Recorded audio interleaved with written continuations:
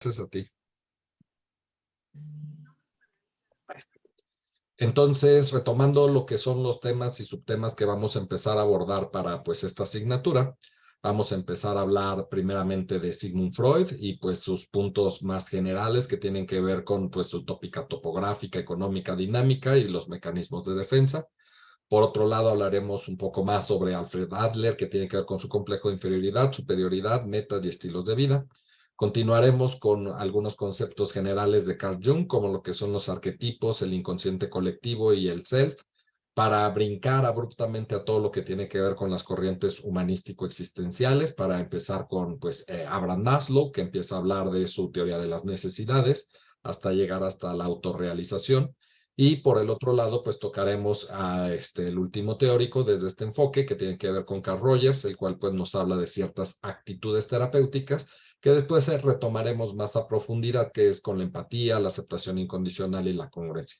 Finalmente, pues dibujaremos de forma bastante simple, sencilla, pues los elementos básicos que conforman que es un enfoque sistémico que tiene que ver con sus fundamentos en la teoría general de los sistemas y otros subelementos que tienen que ver con conceptos de entropía, homeodinámica, roles, para de alguna forma pues entender un poco lo que va a ser el enfoque estructural. Entonces, ese es nuestro temario, es bastante amplio y ambicioso, pero pues precisamente vamos a empezar a abordar estos elementos de forma muy general, ya que pues recuerden ustedes que muchos de estos elementos o temas van a estarlos profundizando en otras asignaturas ya de una manera más elaborada y compleja, entonces ahorita todavía también es dibujarlos de manera muy general para que vayan ustedes comprendiendo pues todas estas perspectivas. ¿Estamos?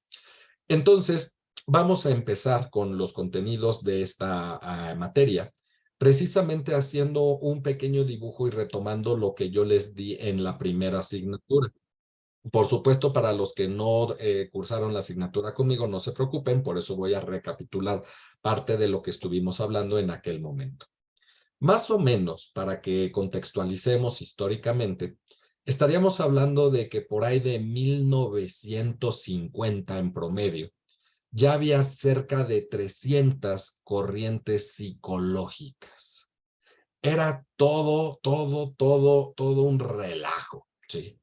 Hasta que precisamente uno de los teóricos que acabo ahorita de mencionar, que precisamente es Abraham Maslow, Abraham Maslow no solamente se dedicó a hacer pues su teoría de las necesidades, una de las cosas que hizo fue precisamente tratar de darle un orden a esta psicología y precisamente entonces creó lo que le llama las tres fuerzas en la psicología. Primer fuerza, lo que va a ser el psicoanálisis, una segunda fuerza que tiene que ver con el conductismo, que después va a derivar a lo que va a ser cognitivo-conductual y que ahora también está derivando a terapias de tercera generación, como lo que tiene que ver con la terapia de aceptación y compromiso y el mindfulness como técnica. Pero pues estamos hablando de que segunda fuerza es el conductismo. Y una tercera fuerza que precisamente Maslow y sus colaboradores van a fundar, que vale la pena de nuevo retomar. Concepto de la tercera fuerza se le llamó tercera fuerza humanístico-existencial. Mal llamado, mal traducido en nuestro idioma, como es el mentado humanismo, ¿sí? Pero realmente el nombre originario con el que se bautiza esta tercera fuerza es humanístico existencial. Por supuesto, pues para los que llevaron la asignatura, pues ahí les invito a que retomen un poquito más sobre lo que estuvimos precisamente hablando, pero los que no, insisto, no se agobien, precisamente pues vamos a empezar a ver estas diferencias muy puntuales entre enfoques ya con autores representativos y sus propuestas muy particulares de primera fuerza y de tercera fuerza. La segunda fuerza no la vamos a tocar, ya al rato les voy a mencionar el por qué, ¿sí? Entonces, vamos a empezar a hablar de esta primera fuerza que precisamente es el psicoanálisis, creada por este sujeto llamado Sigmund Freud, ¿sí? Sigismundo Freud. Recuerden que estaba de moda cambiarse los nombres, ¿sí? Porque realmente su verdadero nombre es Sigismund, Y pues independientemente también de fondo, no nada más era una cuestión de moda, sino también recordemos que había una persecución nazi importante que pues influía también en todos estos elementos. Pero bueno, independientemente, pues simplemente también por publicidad y mercadotecnia, pues se cambia. Freud empieza precisamente sus estudios en medicina. Recordemos que Freud, pues precisamente él proviene de toda una comunidad judía, ¿sí? Y que precisamente también es importante mencionarlo y recalcarlo. La psicología es hija de judíos, ¿eh? Así como la psicología y otras ciencias más, no es la única, por supuesto. Esto hago hincapié porque mucho del pensamiento religioso que va a estar permeando su perspectiva también a nivel psicológico. Entonces también es importante hacer mención a estos elementos, no son nada gratis. Entonces, pues él precisamente se empieza a formar como médico y sus primeros estudios e investigaciones, por supuesto, no tenían absolutamente nada que ver con la psicología. Él al principio estaba investigando el sexo de las anguilas, imagínense ustedes, cosas que pues ni al caso ni nada que ver con lo que vamos después a llegar a abordar. Posteriormente, otro de los temas que le gusta, le llena y le apasiona va a ser precisamente los efectos anestésicos de la cocaína, ¿sí? Vale la pena mencionar que precisamente pues ahí hubo un problema bastante fuerte al respecto, ya que en aquel momento histórico, estamos hablando de antes de 1900, pues la cocaína no estaba regulada como una droga per se y por consiguiente pues no había prohibiciones para el uso ni terapéutico ni medicinal. Entonces realmente era pues un fármaco que se administraba independientemente a sus efectos adictivos. El punto es que Freud se dedicó mucho tiempo a hacer estos estudios al respecto de los efectos anestésicos de la cocaína. La bronca es que él no se apresura y no patenta sus estudios. Debido a esta situación, alguien más pues se ve más listo y le termina ganando precisamente pues toda esta investigación. ¿Han ido al dentista? Supongo que sí. ¿Les han administrado algún tipo de anestesia? Supongo que también. ¿Qué les administran?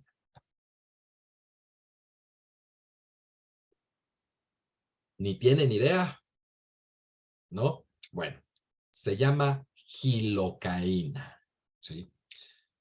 Para aquellos que no lo sepan, la gilocaína es un derivado de la cocaína. Por supuesto, no tiene los efectos adictivos. Requeriríamos como unas 300 inyecciones de gilocaína para ponernos pachecos. Por consiguiente, pues no está padre. Hay otras formas más creativas y sin tanto piquete. Pero bueno, pues cada quien sus gustos. Pero sí para que sepan precisamente que la gilocaína que se utiliza principalmente en contextos dentales es un derivado, entre otros, de la cocaína. Debido a esta situación donde le ganan la publicación y patente de sus investigaciones, pues él se deprime bastante y deja completamente pues estas temáticas y entonces pues empieza a buscar otras alternativas sobre las cuales pues investigar, crecer y desarrollarse. Y en aquel momento histórico pues estaba mucho de moda, por decirlo de una manera un poco de burla, ¿sí? Una situación histórica que causaba, ¿sí?, conflictos médicos importantes, lo que en aquel momento histórico se le llamaba la histeria, ¿sí? Cuando una persona presenta histeria, voy a hablar principalmente de mujeres, ya que también llegaba a existir hombres con histeria. Sin embargo, la cantidad de varones que pues presentaban esta sintomatología era potencialmente menor a la cantidad de mujeres que había. Ahorita voy a mencionar el por qué, por supuesto. Entonces, eran principalmente mujeres que dejaban de ver, dejaban de hablar e incluso dejaban de moverse. Se volvían paralíticas, hemiplégicas o hasta cuadraplégicas.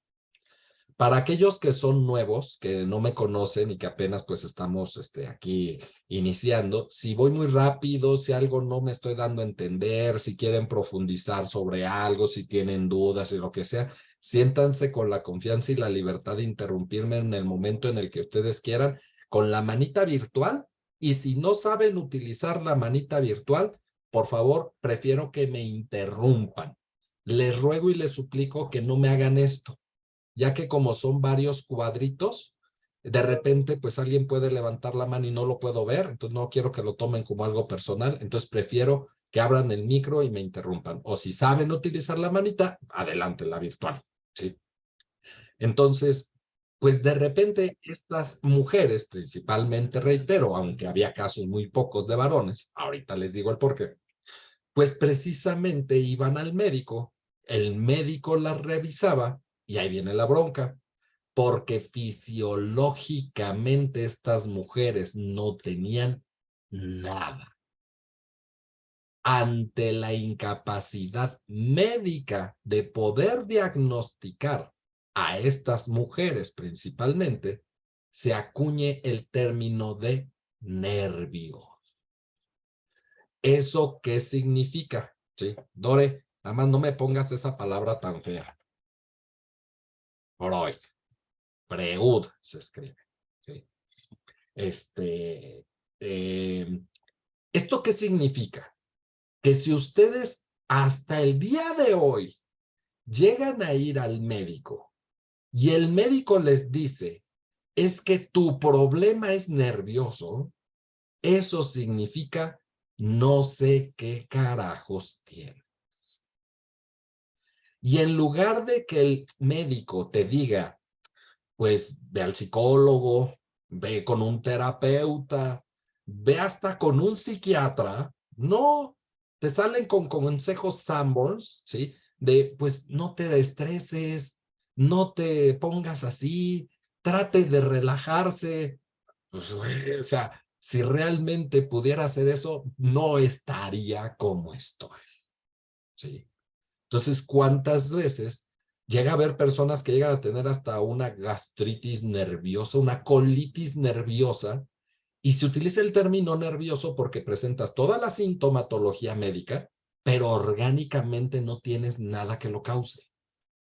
¿Sí me doy a entender? Entonces, desde ahí vamos viendo cómo hay factores psicológicos que precisamente van influyendo e impactando en el cuerpo. Pero ahí viene la bronca, pues estoy hablándoles de 1890 y tantos. Sí, lógicamente en aquel momento histórico, pues el paradigma médico era bastante cuadrado. ¿Eso qué significa? Que los médicos de aquella época consideraban que todas las enfermedades exclusivamente tenían una índole fisiológica. Aguas. ¿Por qué? Porque el día de hoy yo conozco a psicólogos patito que pues te dicen que una enfermedad es 100% psicológica. Y entonces ahí empezamos con muchas broncas, porque entonces empezamos a caer en generalizaciones de bolsillo que realmente pueden causar pues problemas éticos impresionantes. ¿Sí? ¿Y a qué me refiero con esto? Como algunos ejemplos. Es que, e incluso lo voy a poner de forma directa, ¿sí? Si a una persona le da cáncer es porque tiene ira, enojos acumulados, resentimiento por mucho tiempo guardado durante toda su vida. Ojalá, de corazón, les digo que ustedes nunca padezcan cáncer. Pero si algún día padecieran esa enfermedad, con mayor anhelo les deseo que nunca se topen con un psicólogo o terapeuta que les diga semejante barbaridad. Porque imagínense 5 segundos cómo se puede llegar a vivir la persona con un doble diagnóstico como el que le estoy imponiendo. Porque ahora no solamente tienes cáncer, sino que tú mismo te lo generaste por vengativo, enojón y porque eres un resentido. ¿Se imaginan? ¿Qué onda, Isabel? Carlos, pero bueno, parte de lo que leí de la antología que mandaste y parte de lo que yo veo en lo común, como que la psicología antes estaba muy centrada en lo occidental y no en lo oriental, y lo oriental también tenía desarrollada su parte. Entonces, como que ahora se están dando cuenta que, bueno, si hay algo de cierto en toda esta holística oriental que se está poniendo también ahora en práctica en toda esta psicología Y occidental. no lo estoy negando en ningún momento, Isabel, pero no caigamos en determinismos. Eso es lo que quiero transmitirles. O sea, somos un ente holístico donde se ha demostrado científicamente que el estado emocional impacta en nuestra fisiología. Eso es real. Pero ahí a decir que si tú tienes gripa es por llanto reprimido, que si te duele la garganta es porque algo te estás callando, que si te da diabetes es porque perdiste la dulzura ante la vida, eso es lo que se me hace una falta de ética impresionante. ¿Por qué reducir a todos los seres humanos en un solo conflicto por enfermedad? Cuando el único que puede llegar a tener una aproximación a saber qué factores emocionales impactaron e influyeron para que yo pudiese enfermarme, soy yo, no un otro, ¿sí? Indiscutiblemente, la risoterapia funciona. Una persona que se encuentra con un estado anímico depresivo, se ha demostrado que su sistema inmunológico tiende a estar depresivo también. Eso te vuelve propenso a enfermarte. Pero el decir, si te enfermas de esto, significa esto, eso es un reduccionismo barato que no tiene ninguna base científica, ¿sí? Por supuesto, una persona que anímicamente empieza a subir su estado de ánimo, se ha demostrado cómo sus defensas corporales se incrementan y tiene otros recursos fisiológicos para enfrentar la enfermedad o para evitar enfermarse, ¿sí? Entonces, yo no niego que esta parte de esta unidad integral que nosotros somos, pero no caigamos en determinismos, porque si no al rato va a pasar lo mismo cuando toquemos el tema de los sueños. Si sueñas con arañas, envidia. No, pues ¿cómo crees? O sea, cada sueño tiene una interpretación muy particular de cada soñante. Y el único que se puede aproximar a la interpretación de el sueño es el soñante, claro, en un proceso de análisis con el terapeuta, ¿sí? Pero por supuesto que no podemos caer en ir a la Ciudad de México, adquirir el libro de la interpretación de los sueños y decir que si sueñas esto significa esto. No sé si me estoy dando a entender para que realmente comprendamos cómo si tienes toda la razón, Isabel, nada más aguas, no caigamos en determinismos baratos, ¿sí? Porque es cierto que pues mi estilo de vida, si he estado depresivo, si he pasado por cuadros patológicos, si he estado realmente sin cuidarme, pues eso puede llegar a volverme propenso a una gran multiplicidad de enfermedades, claro que sí, indiscutiblemente.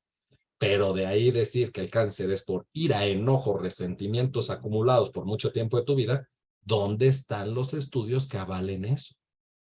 ¿Sí? Nunca los vas a encontrar. Pero lamentablemente si escuchas allá afuera una multiplicidad de pseudoinvestigaciones que sí te hacen esas analogías muy directas sin tener una base científica. ¿Sí? Aparte de que es bien padre, la verdad es bien padre, ¿eh? ¿Sí? Porque cuando alguien tiene un conocimiento, puede llegar frente a los demás, imagínense, ¿no? Yo sé por qué te enfermas, me pone en una posición de superioridad frente a los otros, que es algo que precisamente, pues de entrada, ¿cómo voy a saber yo por qué te enfermas? Vamos a hacer un análisis, vamos a precisamente comprender las causas, vamos a ver desde el psicoanálisis el inconsciente y desde ahí pudiéramos tener una aproximación, pero aún así tampoco es una garantía. Hay factores también biológicos, genéticos, hereditarios que, como bien mencionas, al verse de una forma holística, están ahí puestos. Claro, necesitan un detonador social. Eso es una realidad, ¿sí? No por tener nada más la genética, ya nos jodimos, ¿sí? Eso también es una realidad y eso también yo lo he mencionado siempre. Si yo tengo un tatarabuelo diabético, bisabuelo diabético, abuelo diabético, papá diabético, tíos diabéticos, primos diabéticos, hermanos diabéticos, ¿yo voy a tener diabetes? No necesariamente, ¿sí? A la par igual de otras temáticas que tendrían que ver, por ejemplo, con adicciones, ¿sí? Aunque yo tenga un bisabuelo alcohólico, tatarabuelo alcohólico, abuelo alcohólico, padre alcohólico, tíos alcohólicos, primos alcohólicos, hermanos alcohólicos, yo voy a ser alcohólico necesariamente, tendré una mayor predisposición genética, pero eso no significa que por eso ya voy a hacerlo, ¿sí? Entonces, es ir comprendiendo precisamente toda la multiplicidad de mezclas y factores que están involucrados, pero es una realidad lo que tú dijiste y lo vuelvo a sentar en el sentido de que en aquel momento histórico el paradigma era completamente biologicista. Todo es fisiológico. Hoy, por movimientos de la New Age, hoy todo quieren hacerlo lo contrario. Todo es psicológico. Sí, no, espérate. Somos un organismo holístico, como bien tú lo mencionaste, donde precisamente vamos a ver cómo todo influye, todo, pero nada determina. ¿Sí? No sé cómo van escuchando esto hasta aquí. ¿Vamos bien? ¿Me regreso? ¿Qué piensan? ¿Qué opinan? ¿Sí?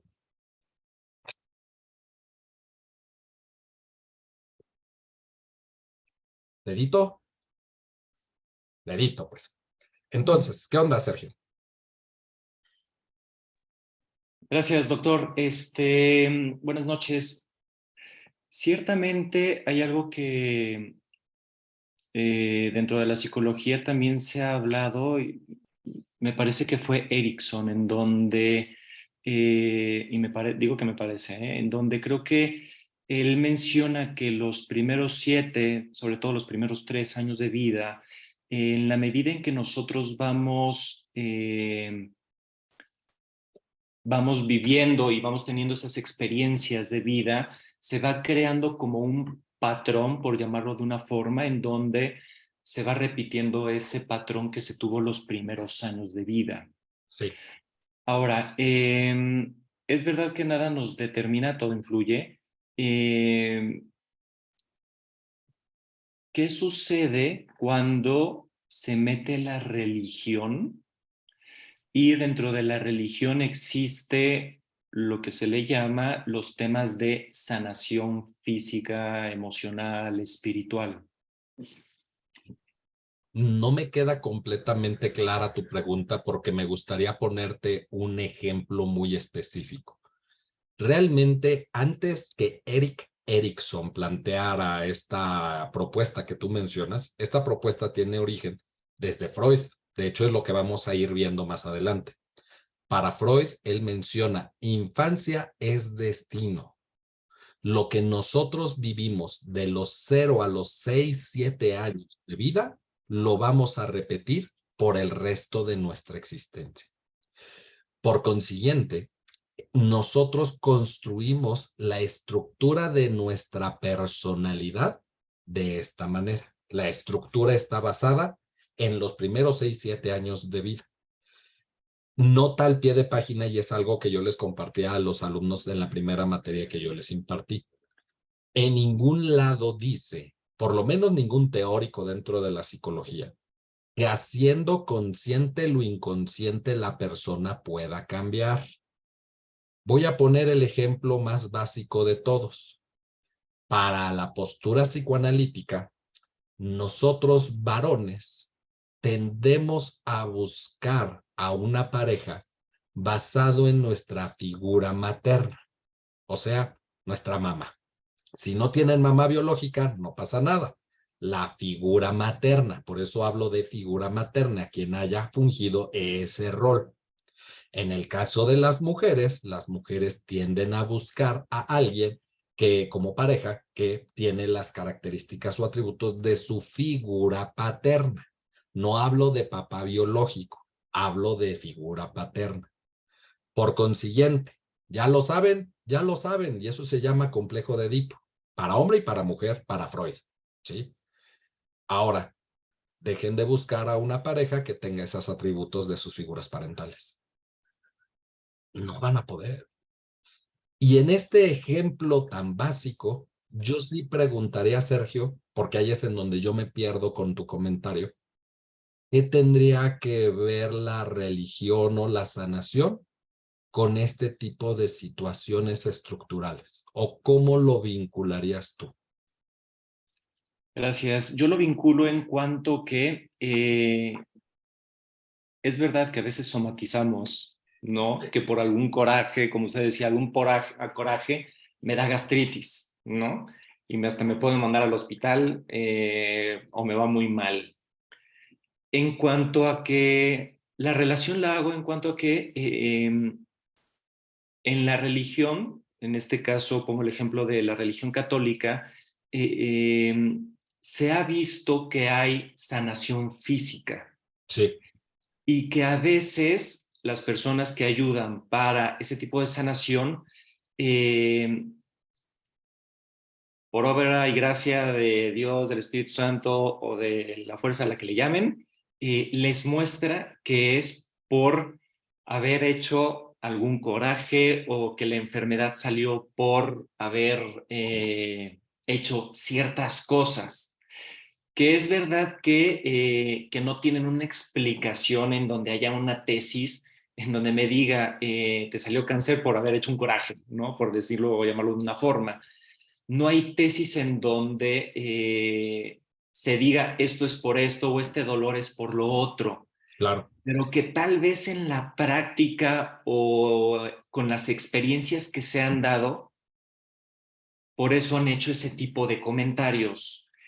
¿Qué es lo que nosotros, como futuros psicólogos, hacemos con toda esta información que nos podemos encontrar en nuestro ambiente, en donde por el tema de la religión, por el tema de la sanación, se dice que que esto ha sucedido, esta enfermedad te pudo haber sucedido por este coraje que hiciste en este momento?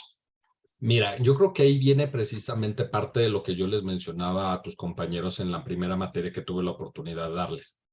Yo creo que al fin de cuentas, a partir de los planteamientos que empieza a hacer San Agustín, donde precisamente él empieza a depositar qué cosas tienen que ver con la razón y qué cosas tienen que ver con la fe, y puede crear un puente entre en la fe y la razón, donde él menciona, no es que la fe sea opuesta a la razón, sino la fe y la razón son un complemento, pero a pesar de ser un complemento, pues las cosas de la fe se estudian a través de la fe, las cosas de la razón se explican a través de la razón. Yo no conozco como tal, no tengo el gusto, y probablemente ahí sería padre empezar a crear nuevos vínculos y puentes de personas que desde la religión católica llevan a cabo estos procesos muy puntuales de sanación como tal, donde traten de incursionar hacia el ámbito de la razón, porque creo que mientras se sigan planteando desde un plano de la fe, pues es completamente válido lo que ellos están realizando. Pero creo que cuando precisamente de nuevo otra vez empieza a haber ese empalmamiento de estos elementos, pues tendríamos que empezar a crear investigaciones positivistas para de alguna manera intentar demostrarlo desde un plano de la psicología, ya que precisamente pues la psicología sí tiene este paradigma en el cual pues ya sea por un lado positivista o ya sea por el otro lado más fenomenológico, ¿sí? Pues precisamente se pueda evidenciar esta situación, pero mientras simplemente quede como la práctica, pues ahí es en donde faltaría precisamente empezar a sustentar y vincular todos estos elementos inmundos, porque realmente, insisto, pues yo no conozco a religiosos formados que realmente digan, vamos a hacer trabajos de sanación como tal, para empezar de nuevo a crear estos vínculos entre fe y razón en el ámbito clínico médico, y pues sería padre por un lado, aunque por el otro lado todo un desafío impresionante, pero desde un paradigma psicológico, creo que sí de nuevo siempre, siempre, siempre se va a respetar la fe de la persona, pero más allá del respeto hacia la fe de la persona, todo lo que nosotros hagamos dentro de un espacio de consultorio va a ser completamente científico. Sí. Muchas gracias. Jorge, por favor. Sí, gracias. Creo que he visto un paper, de economía que estaban buscando la diferencia cultural, social, económica entre las personas negras y blancas en Estados Unidos. Y al final buscan algo que sí hay ciertas diferencias, pero al final no encontraron, pero lo que encontraron es que ellos pueden notar que las diferencias eran el aprendizaje que tiene el niño hasta los 6 7 años. Entonces, como hay una diferencia cómo se les enseñan a los niños negros y a los niños blancos, de ahí se derivaba. Entonces, ya con eso, inclusive, ellos podían predecir, según ciertos como atributos o factores, viendo un niño de 6 7 años, qué cantidad de dinero iba a alcanzar a ganar a los 40, por ejemplo, ¿no? ¿Cuál iba a ser su estatus social? No tanto por la cantidad de dinero que tenía, sino, o por el estatus, sino por la enseñanza que le estaban dando sus papás. Sí. Sí, y ahí es en donde vamos a ver toda una situación de relación, porque pues, la educación no solamente es desde la escuela, sino todo lo que va involucrado, y ahí pudiéramos empezar a ver diferentes paradigmas. Pero eso lo vamos a ir desarrollando más adelante, Jorge. Exactamente, y vamos a ver cómo desde unas perspectivas esto así es, y otras perspectivas más humanístico-existenciales van a decir, no, pues nada que ver, nada que ver. Yo creo que, inclusive, por ejemplo, bueno, en Estados Unidos no necesariamente entran a los 4 años al kinder, o sea, ya no, entran más como hasta 6 7. Por eso ese estudio es prácticamente de lo que llamaban de inteligencia de los papás, ¿no? No tenía que ver como que la sociedad en sí. Y desde ahí ya se creó una diferencia más que nada intelectual para su desarrollo, ¿no? En el último bimestre que ustedes llevan, perdón, trimestre, que es cuatrimestre, que ustedes lleven, vamos a hablar desde una postura que tiene que ver con la posmodernidad. Y hay un autor que después hablaremos de él cuando lleguen hasta allá, que se apellida Gadamer, ¿sí? Gadamer tiene un libro muy bueno que se llama Verdad y Método. Si me permitas didácticamente ilustrarlo de una manera muy express, es como decir que hay una cosa ahí llamada verdad. El punto es que el ser humano siempre ha querido conocer esa cosa llamada verdad. Y entonces ha creado puentes para tratar de acceder a esa verdad. Entonces, al construir este puente, nosotros no es que lleguemos a la verdad, sino llegamos a la verdad construida por el puente. Si existe otro puente, no significa que igualmente llegue a la verdad. Va a llegar a otra parte de la verdad construida por ese puente. ¿Sí? Entonces, la verdad depende del método que se esté utilizando. Si nosotros utilizamos un método científico, llegaremos a una verdad científica. Si nosotros utilizamos un método más espiritual, llegaremos a una verdad espiritual. Y así sucesivamente, ¿sí? Pero tu verdad no es la mía y lógicamente es como ir entendiendo cómo cada quien va llegando a diferentes partes de la verdad y que la verdad como un todo, yo no sé si algún día pueda volverse accesible. Sí, Sí. gracias. Mónica, tienes aquí un comentario, ¿me puedes compartir esto de esto, pero esto es ciencia y no fe? ¿A qué te referías?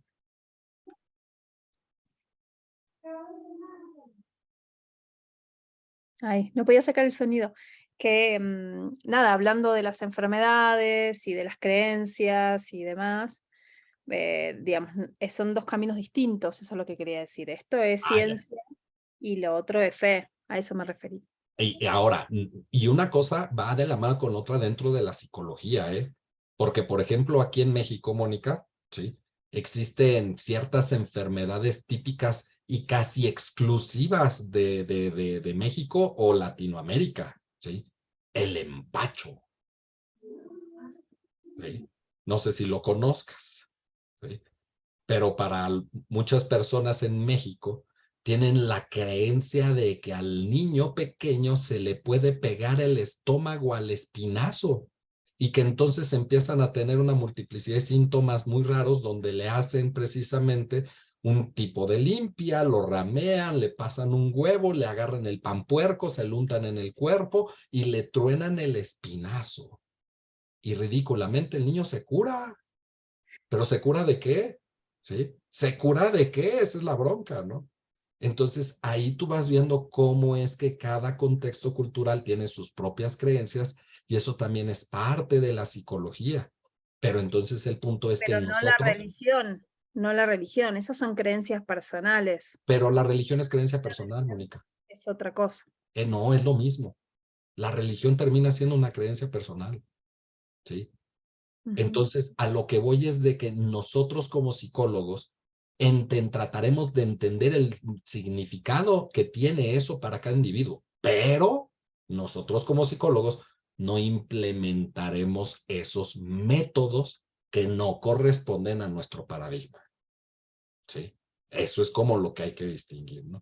Una cosa es respetar al otro desde sus creencias religiosas, no religiosas, científicas, no científicas, y otra cosa es que nosotros como psicólogos, pues no me vengan con que van a utilizar flores de Bach, cuarzos y cosas metafísicas que no caen dentro del paradigma de la ciencia, porque si no, pues no tiene caso estudiar una licenciatura. Mejor seguimos tomando cursos, diplomados y cosas por el estilo, ¿sí? Entonces ahí vamos distinguiendo que sí es desde nuestra perspectiva y cuáles serían nuestras herramientas, utensilios y formas de intervención, cuáles son ajenas al paradigma científico de la psicología, del psicólogo.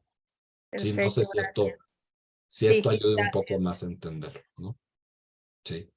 Entonces, regresando históricamente con Freud, a la cinta para atrás, precisamente Freud empieza a darse cuenta en uno de los rondines en un hospital que precisamente estaba visitando, que de repente llegó una mujer con síntomas histéricos donde no podía mover las piernas. Y entonces los médicos de aquella época, como les mencionaba, ante la incapacidad médica que ellos tenían para explicar este tipo de fenómeno, pues trataban de justificar que simplemente estas mujeres estaban actuando y fingiendo para no hacerse cargo de sus ocupaciones y responsabilidades que tenían en el hogar. Un día Freud pues hace un experimento donde él agarra una aguja, ¿sí? Agarra el muslo de esta mujer, pellizca un poco el muslo de la mujer y con la aguja atraviesa el muslo de la mujer. Bueno, creo que cualquiera de ustedes, si estuviera fingiendo para no hacerse responsable de los quehaceres del hogar, pues simplemente de ver la aguja, pues a lo mejor se paran, ¿no? Simplemente de recibir el primer pinchazo, pues reaccionaría su cuerpo. O simplemente por la sensación de dolor de sí estar siendo atravesado, pues gritarían o harían algo. Freud se queda asombrado cuando ve que esta mujer no tiene ninguna respuesta fisiológica ante esta situación que le está ocasionando. Esto le genera tanto interés, entonces precisamente él decide viajar a Francia. Fíjense lo que voy a decir porque ahorita lo que les mencionaba con Sergio, a mí se me hace un tema bien interesante, porque hay cosas que antiguamente eran no científicas, que hoy son científicas, ¿eh? Por ejemplo, cuando Freud decide viajar a Francia porque ahí se encontraba un médico apellidado Charcot, ¿sí? Así como suena, Charcot. Charcot trabajaba principalmente con grandes grupos de mujeres histéricas, pero Charcot implementaba un método que en ese momento histórico era considerado como no científico y parte del oscurantismo, que era la hipnosis. Por eso, Sergio, yo no me cierro a las posibilidades de que algo que hoy no es científico pueda llegar a serlo y demostrarse. No me cierro. Pero mientras no sea así, no podemos estudiar pues angeloterapia en una licenciatura en psicología, ¿no? Por poner un ejemplo, vaya, ¿sí? Entonces, mientras esos elementos no sean demostrados desde el paradigma de la ciencia, pues dentro de una formación académica no pueden ser abordados. Por ejemplo, en España se han hecho muchos intentos interesantes para poder precisamente hacer científico las flores de Bach. ¿Por qué? Porque realmente en España pues se ha buscado el hecho de entender que las plantas pues tienen químicos y que estos químicos pueden afectar directamente los neurotransmisores del cerebro. Entonces están tratando de buscar y de encontrar qué químico tiene tal impacto sobre qué neurotransmisor. Pero eso es en España. Aquí en México, esto se vuelve una burla. Porque aquí en México, quien practica flores de Bach no te da esta flor de Bach. Te hace una combinación aquí, tu superlicuado energético de 3, 4, 6, que esta combinación que te dan, veto a saber a qué le pega. No hay forma de demostrar que pueda tener precisamente un vínculo, relación, impacto de una cosa con la otra. No sé si me explico. Entonces, ahí es en donde podemos ir distinguiendo algunos intentos formales de poder avalar algo que hasta el día de hoy no es científico para incursionarlo en el ámbito científico y qué cosas de repente, pues es para mezclarle un poquito de aquí con otro poquito de acá y, otro, y ahí te lo tomas cada vez que pues, se me ocurre, ¿no? Pues no, por supuesto que ahí eso interrumpe todo un proceso de investigación serio y formal. Sergio, de nuevo, por favor. Gracias. Solamente por comentar, creo que la cuestión del cannabis lo estaban relacionando, es que no me acuerdo si era con el Parkinson, ¿no? Que que ya no te daba la temblorina tanto, por llamarlo de una forma, ¿no? Olvídate del cannabis, o sea, hay una gran multiplicidad de investigaciones de drogas, de psicodélicos incluso, que desde los años 60, 70 se empezaron precisamente a buscar científicamente su utilidad terapéutica, la cual se ha demostrado. No obstante, pues esto no les conviene a las grandes farmacéuticas, ¿sí? Nacionales y transnacionales, por lo cual, pues se prohíbe, ¿sí?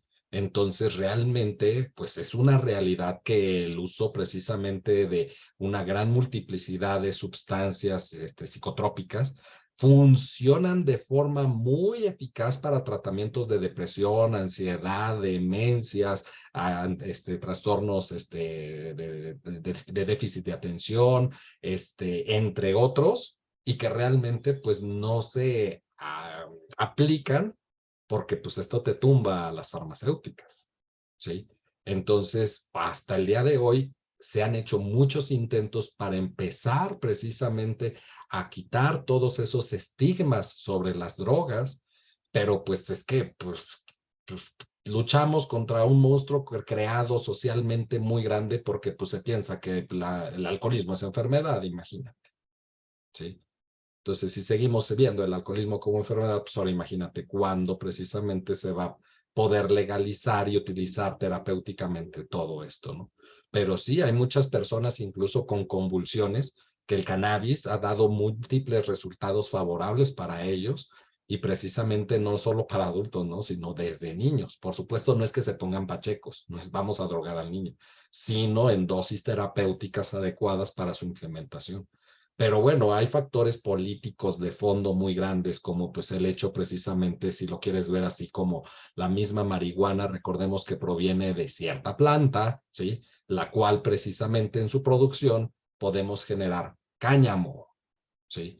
Y el cáñamo, pues precisamente es en muchos sentidos mejor que el algodón, ¿sí?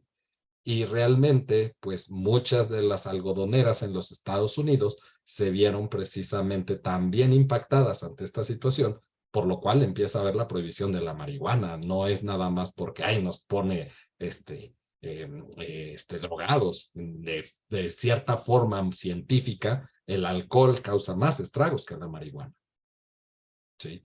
Pero el alcohol, pues, no tiene que competir contra otras cosas, ¿no? Otro ejemplo Muchas de gracias. pues esto, ¿no? Sí. Sí. Entonces, ¿por qué hay que prohibir los vapeadores? Pues porque imagínate, tumbamos toda la industria tabacalera. No, pues no nos salen las cuentas. Mejor hay que decir que esto causa más daño y hay que prohibirlo. ¿Sí? Entonces, sí hay monstruos políticos muy grandes contra los que luchamos y pues con múltiples cabezas que tendrían que irse cortando y destruyendo. Pero esas son otras historias. Regresando al discurso psicológico. Entonces, Freud conoce a Charcot y empieza a formarse con Charcot, ya que realmente Charcot logró algo bien interesante. ¿Qué logró? Que a través de la inducción hipnótica, a través del trance hipnótico, aquella persona que presentaba los síntomas histéricos, en el trance desaparecían. O sea, aquella mujer que no veía, al estar inducida en trance hipnótico, volvía a ver. Aquella mujer que no hablaba, inducía en trance trance hipnótico y volvía a hablar. Aquella mujer que no podía moverse, inducía en trance hipnótico y se volvía a mover. ¿Cuál era el inconveniente del método de la hipnosis? Que la mujer salía del trance y volvía a presentar todos los síntomas. O a lo mucho, momentáneamente se le quitaban, pero a corto plazo volvía a presentar los síntomas. Pero esto logró un parteaguas en la medicina, porque logró demostrarle a los médicos que no todas las cuestiones fisiológicas, más bien dicho, que no todas las enfermedades tienen una base exclusivamente psicológica. Y aunque esto fue demostrado a finales de los 1890 y pico, Isabel, hoy sigue habiendo médicos cuadrados que siguen pensando que todo es exclusivamente orgánico. Sí, sí lo sigue habiendo. Sí. Entonces, sí es importante entonces empezar a darnos cuenta cómo esto fue ayudando a abrir un panorama importante al cual Freud le sacó pues bastante jugo. Dicen las malas lenguas, a mí no me consta, son como los chismes del psicoanálisis, que a Freud como que no le salía muy bien eso de la hipnosis. Entonces, vayan ustedes a saber si es cierto el chisme o no. El punto es de que cuando él trataba de inducir el trance con algunas pacientes, pues no lo lograba. Punto. Y es entonces donde él tuvo la gran necesidad de ir construyendo su propio método. Ahora, cuando nosotros hablamos de histeria, los que ya me conocen ya saben cómo soy de mal hablar.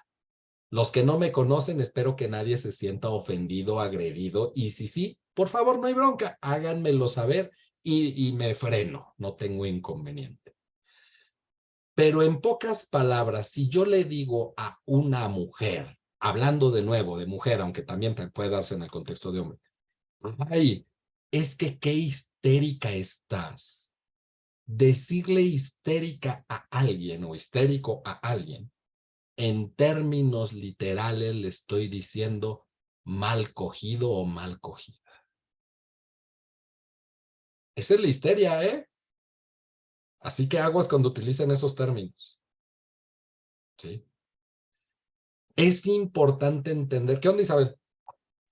A ver, pero ¿qué la histeria no es así como que, como que estás privada, como que estás fuera de ti? No. Sí. Y a lo mejor estás fuera de ti, pero ya sabes la causa. ¿Sí?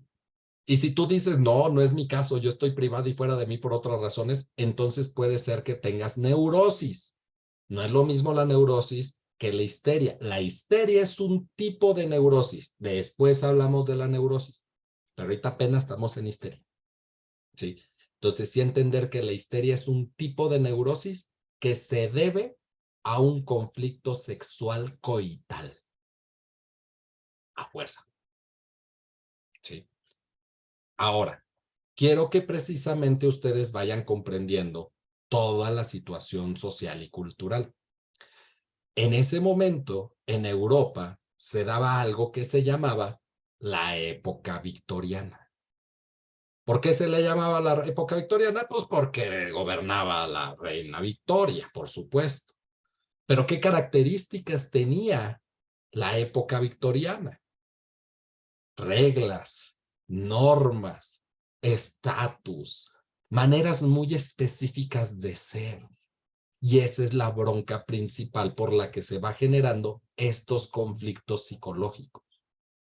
Porque en aquel momento histórico, ser mujer era ser así. Y cualquier cosa que no fuera así, no era ser mujer. Entonces, si estabas, pues, muy rellenita, no hay bronca. Te metemos corset porque tienes que ser así. ¿Sí? Y si estás muy menudita, no hay bronca. Te rellenamos porque tienes que ser así.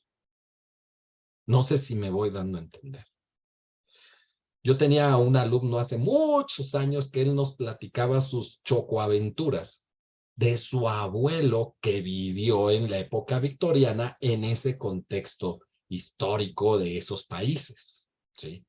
Donde su abuelo le contaba la anécdota a su nieto, cómo es que precisamente ellos al final de ir a misa, ¿sí? Todos los varones terminando la misa salían como estampida hacia abajo de la escalinata de la iglesia para ver cómo cuando las doncellas descendían las escaleras mostraban el tobillo. Imagínense usted. Sí. La represión de la que estamos hablando. Sé que aquí hay muchas personas religiosas y sé que estas personas religiosas me van a decir, bueno, Carlos, pero en la época victoriana hay que tomar una perspectiva donde una cosa es catolicismo y otra cosa va a ser el cristianismo. Es real, también eso influyó, porque es real que los lugares católicos no tenían tantas restricciones y prohibiciones como los que tenían en el cristianismo. ¿Sí? Los países que estaban en esta circunstancia del cristianismo tenían todavía un auge más prohibitivo hacia el cuerpo. Por eso les menciono cómo estas partes religiosas también van teniendo un impacto, ¿sí? Y por desgracia, cuando llegamos a América, pues ahí es en donde vemos la mala interpretación del catolicismo en nuestra cultura. Y para muestra un botón, vean la película de Como agua para chocolate. ¿Sí? Vean cómo las malas interpretaciones religiosas acerca del cuerpo, del placer, terminan creando construcciones sociales absurdas, ¿sí? Que ni siquiera la religión como tal fuera la que lo prohibiera, sino todo el malentendido social que se le va dando, más todo un proceso ahí de sincretismo cultural, pero esas son otras historias. Vemos cómo precisamente, pues, el hombre estaba vestido, la mujer estaba vestida y utilizaban una sábana con un orificio. Este orificio estaba bordado. Dependiendo el bordado, era el linaje de la familia. Incluso había una oración antes del acto sexual. ¿Sí? ¿Cómo demonios le hacían? Ni me imagino, ¿no? Pero solamente era visto para fines reproductivos. Por eso vemos, culturalmente hablando, cómo es que no existían tantos casos de histeria en el varón, porque en el caso del varón, ellos podían ejercer su sexualidad de formas más abiertas que la mujer. ¿Sí? simplemente es el hecho de decir, pues es que tú eres la madre de mis hijos. Y era entender que en aquel momento histórico, no tal pie de página, hoy sigue habiendo personas que piensan así, pero eso si quieren luego lo hablamos, que piensan que la maternidad virginiza. ¿Queda claro lo que estoy diciendo o no? Sí. ¿Cómo voy a desear el cuerpo de la madre de mis hijos?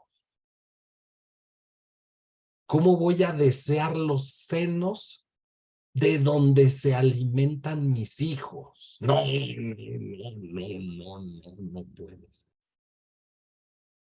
No sé si me explico el contexto social y cultural de la época. Sí. Entonces, ¿qué pasaba? Que el hombre pues podía tener sus chocoaventuras extramaritales y pues no pasaba nada. Donde el hombre sí podía desfogarse sexualmente con damas de compañía y no pasaba nada. Y vemos hasta las frases culturales que llegan a nuestro país, ¿no? ¿Qué te preocupas? Tú eres la catedral, las otras son las capillitas, ¿sí? ¿Qué te preocupa? Tú eres la oficial. ¿Qué te preocupa? Tú eres la madre de sus hijos. ¿Qué te preocupa? Los tuyos tienen su apellido. Ellos son unos paz. ¿Sí? Ese era el término, ¿eh? No estoy siendo ofensivo, ese era el término. ¿Sí?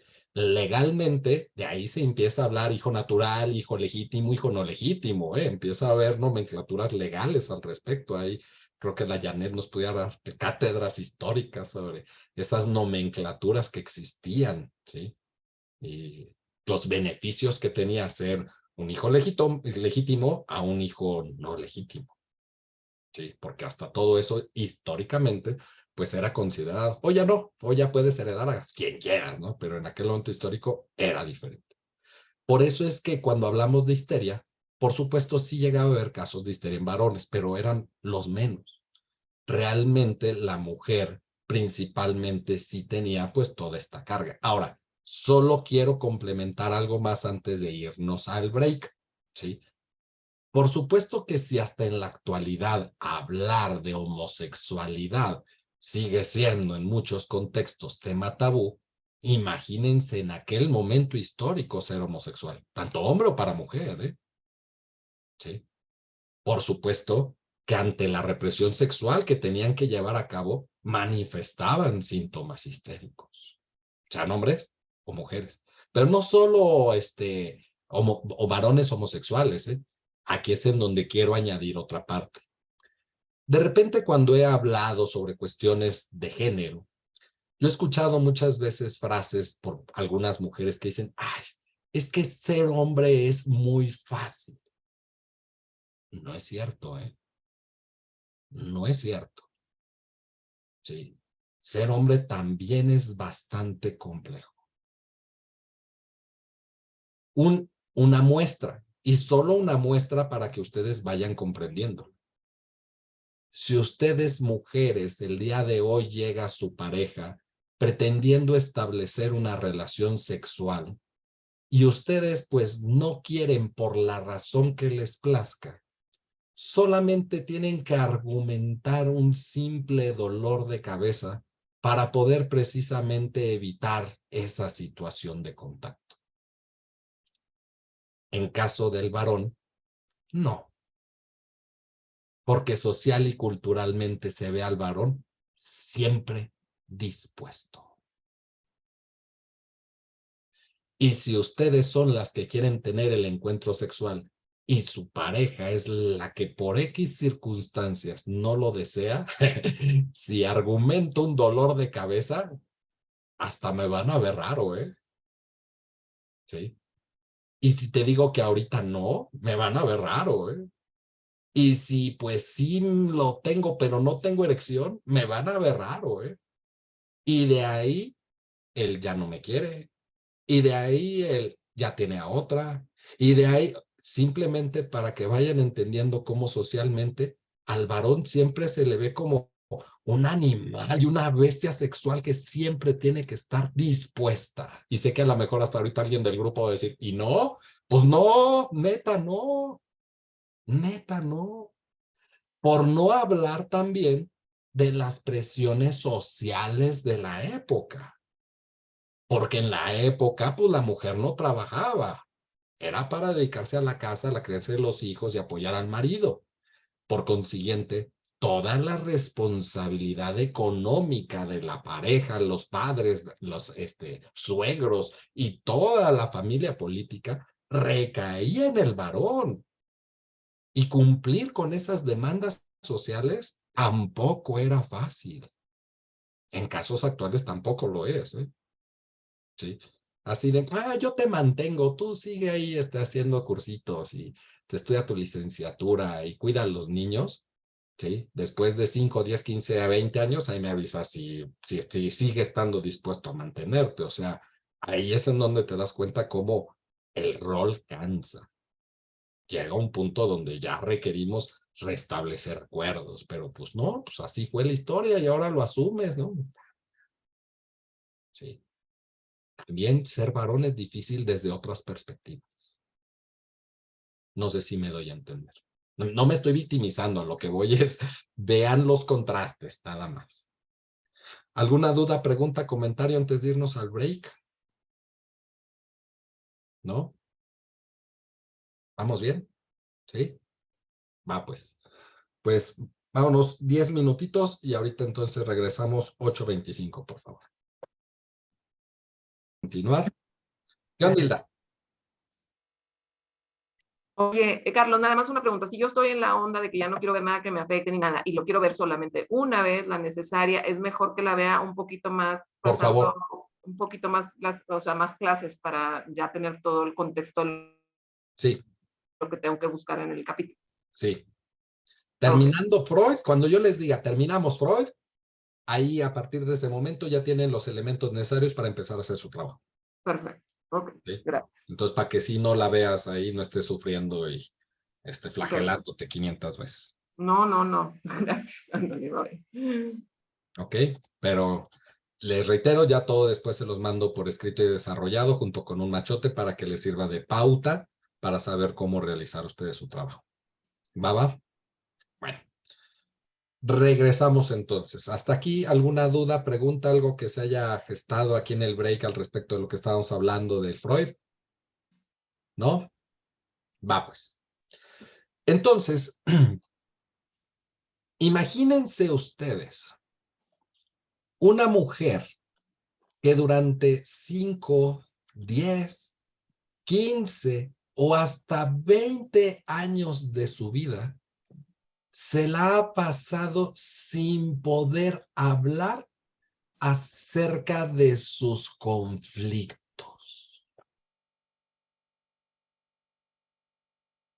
Ya van comprendiendo por qué surge la histeria. O sea, no nada más la histeria es porque pues hay insatisfacción sexual coital, no. O sea, realmente hay una situación represiva en la época donde precisamente estas mujeres no podían hablar al respecto de lo que les estaba sucediendo, de cómo se estaban viviendo. Y entonces, imagínense que Freud les abre 1 hora, 2 o 3 veces por semana para poder hablar en un espacio de algo que no han podido hablar nunca. Freud se da cuenta cómo a través de la palabra hay una mejoría de los síntomas histéricos. No necesariamente desaparecían todos, pero sí mejoraban. Esto es lo que le llamó el método catártico. Si ustedes agarran el pequeño Larousse ilustrado y buscan la palabra catarsis, la palabra catarsis viene reducida a sinónimo de llanto. ¿Sí? Pero en términos psicológicos, La palabra catarsis no se reduce al llanto, sino a todo lo que implica una liberación o explosión de emociones. Dicho de otra forma, no solamente podemos hacer catarsis llorando, podemos hacer catarsis golpeando, ¿sí? Gritando, bailando, haciendo ejercicio, ¿sí? Vomitando, ¿sí? ¿A poco nunca les ha pasado que se sienten anímicamente tan mal que llega un momento donde terminan vomitando y por más desagradable que sea la experiencia, por el otro lado hay como una liberación y disminución de las tensiones emocionales? No sé si me explico.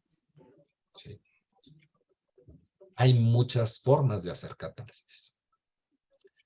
Freud principalmente es a través de la palabra. Lamentablemente, el día de hoy encontramos allá afuera un sinfín de terapeutas que lo único que terminan promoviendo son ejercicios catárticos. ¿Sí? ¿Y a qué me refiero con fomentar ejercicios catárticos? Hablar con sillas, golpear cojines, gritar y cosas que indiscutiblemente sirven como un primer paso para aquella persona que no se ha atrevido a hablar de su conflicto durante mucho tiempo. Pero la catarsis no es la terapia. O sea, pues sí, ya golpeé, ya grité, ya hablé con sillas, ya dije, ya lo reconocí, ¿y ahora qué? ¿Sí? Pero la mayoría de las veces muchos terapeutas terminan con una gran variedad de técnicas solamente catárticas. Y eso, pues Freud lo descubrió antes de los 1900, entonces realmente no tiene también con mucho aporte lo que se está haciendo posteriormente en ese sentido. Porque hay una realidad. No es lo mismo si yo tengo un conflicto con mi papá, que me pongan enfrente una silla vacía donde me imagino que yo le estoy diciendo mi conflicto a mi papá, para después terminar precisamente diciendo que lo quiero, que lo perdono, que le devuelvo, que gracias, que X, Y, Z, para que al fin de cuentas yo salga de mi casa, del consultorio, me dirija a mi casa y me tope con el mismo papá que siempre ha sido toda la vida, el cual, el de a de veritas, no me atrevo a decirle nada, no le pido perdón y no, o sea, de nada sirve tu ejercicio, ¿eh? Pero como son ejercicios muy lindos, muy tiernos, muy catárticos, donde precisamente si una persona después de llorar y de gritar y de golpear le preguntas, ¿cómo estás? Creo que todos ya saben cuál es la respuesta. Bien, doctor, más tranquilo, desahogado, ¿sí? Bueno, sí, pero ¿y qué resolviste? Nada, doctor, pero esto me da chance de volver a aguantar otra semanita más. A tal grado que incluso los pacientes lo terminan diciendo, ¿sí? Ay, doctor, qué bueno que ya es la sesión porque ya desde el viernes yo pensé que ya no aguantaba, ¿sí? Pues si la terapia no es nada más para que saques las piedritas de tu costal y te lo vuelvas a echar al lomo, o sea, pues no va por ahí. Pero la gran mayoría de las personas muchas veces con eso se conforman. Entonces, Freud se empieza a dar cuenta cómo el abrir estos espacios para que la persona hable de algo que en otros momentos nunca se ha atrevido a hablar, servía. Pero que aún así, a pesar de servir, no desaparecían del todo los síntomas histéricos, solo disminuían o desaparecían momentáneamente y al poco tiempo volvían a reaparecer. Pero Freud, cuando empezaba a escuchar el contenido de los discursos de sus pacientes, él empieza a darse cuenta cómo muchas de las temáticas tenían cuestiones en común y cómo precisamente los elementos en común tenían que ver con el tema de la sexualidad. Yo he escuchado que de repente muchas personas dicen, ay, es que para Freud todo es sexualidad. ¿Es cierto? Sí, sí es cierto. Pero aquí hay un problema. ¿Quién de ustedes me define sexualidad? Porque sexualidad no es coito. Sexualidad es mucho más que el coito. ¿Qué es la sexualidad? ¿Cómo pudiéramos definir sexualidad? Es pregunta. Pues la capacidad de encontrarnos con otras personas, desde el tocar la mano, desde esto, o sea, no es un tema de genitalidad o de coito, como dices tú. Exacto. Entonces, Luis, un gusto. Yo pensé que ya no te ibas a conectar. No, no manches, perdón por llegar tarde, pero sí, aquí estoy. Dije, ya se dio de baja, ya huyó. No, y el padre Vini, eso sí, ya no lo he visto. Entonces, Luis, lo que me estás queriendo decir es, fíjense lo que voy a decir, que tu forma de vestirte expresa tu sexualidad. Sí, hombre. Sí. ¿Tu forma de hablar expresa tu sexualidad? Sí. O sea, sí, Sí. y si estoy contigo hablando, estamos teniendo un acto sexual, no genital, pero es Exacto. un intercambio, claro. Una relación sexual Una relación homosexual. sexual. Sí, eso Una es. relación homosexual. ¡Ay! Sí. Él es varón, yo soy varón, estamos teniendo una relación, es un encuentro y hay sexualidad. Es una relación homosexual. No coital, por supuesto. Claro. Para que ustedes entiendan que la sexualidad no es coito, ¿sí? Sino que la sexualidad está matizada en cada una de las formas en las que yo me relaciono con las demás personas. Desde que nosotros llega un bebé al mundo y tú lo vistes de azul o lo vistes de rosa, desde ahí se está manifestando una sexualidad en el niño. Ay, pero imagínense, 1890, Freud diciendo, los niños ejercen activamente su sexualidad. No, bueno, casi lo crucifican. Porque en la época, y todavía hasta el día de hoy, siguen viendo al niño como puro, casto, inocente. ¿Cómo va a estar expresando su sexualidad el niño? Sí, porque busca relacionarse con el mundo. Mama, succiona, y eso le da placer. Y eso es sexualidad. Vean la amplitud del concepto de sexualidad. Por eso para Freud, sí, todo es sexualidad. Por eso cuando nosotros hacemos referencia a que durante la época victoriana había una gran represión de la sexualidad, no estoy haciendo referencia exclusivamente a que no se podían tener relaciones coitales a gusto, sino que el hombre tenía que ser así y la mujer tenía que ser así. Y cualquier otra cosa diferente a eso, no. Imagínense durante la época victoriana que la Dore se estuviera vistiendo de esa manera tan provocativa. No. Era estar cubierta hasta las muñecas. Era mantener un cuello alto donde no mostrara nada de escote.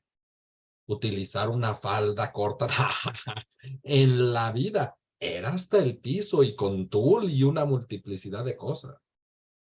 Y si no te vestías así, no eras mujer. O bueno, eras mujer de la vida galante. Eras otras mujeres. ¿Sí? No las que encajaban dentro de los parámetros de la sociedad. Sí va quedando claro cuando entonces hablo de el concepto de sexualidad, no de forma reduccionista al coito.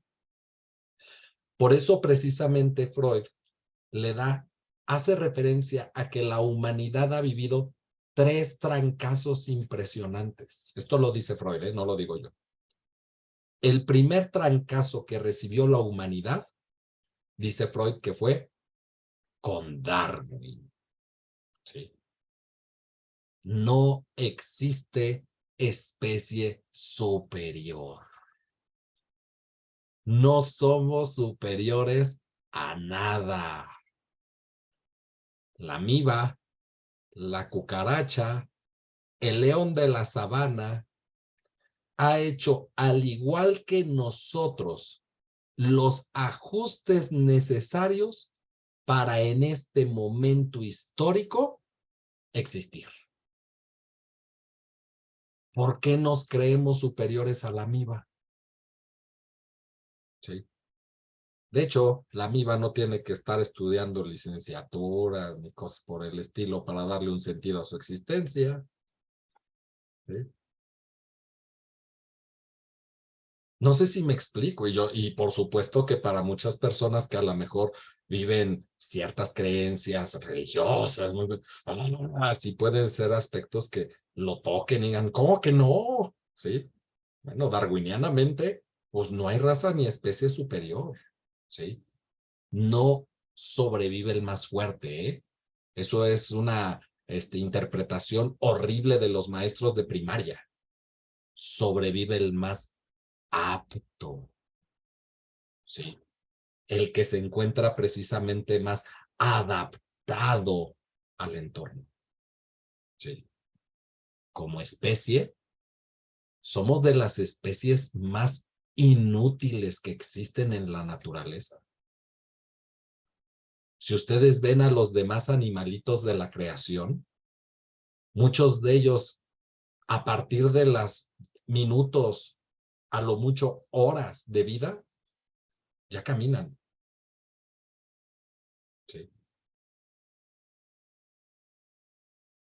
Nosotros no. ¿Sí? Gracias a otros elementos evolutivos, trabajo en grupo, sociedad, vínculos, sobrevivimos, ¿eh? Pero como organismos individuales, si agarramos a un bebé y lo dejamos a la mitad de la nada, se muere, no sobrevive. ¿Sí? Y aquellos estudios que se han hecho con humanos que han sido adoptados por otras especies, gracias a este proceso social, es que llegan a sobrevivir. ¿Sí? Y ahí tenemos pues varios casos, ¿no? De niños creados por monos, por lobos, por otras especies. El segundo trancazo que recibió la humanidad, dice Freud, que fue cuando tuvimos que aceptar que no somos el centro del universo. De hecho, no somos el centro de nada. ¿Sí? El Sol es una estrellita más de uno de los brazos de la Vía Láctea que tiene múltiples soles. ¿Sí? Por supuesto, cambia el paradigma de una teoría geocéntrica a una teoría heliocéntrica, aunque la teoría heliocéntrica también está equivocada. El Sol no es el centro de nada, ¿eh? Sí. Es una estrella más ahí entre la inmensidad del universo.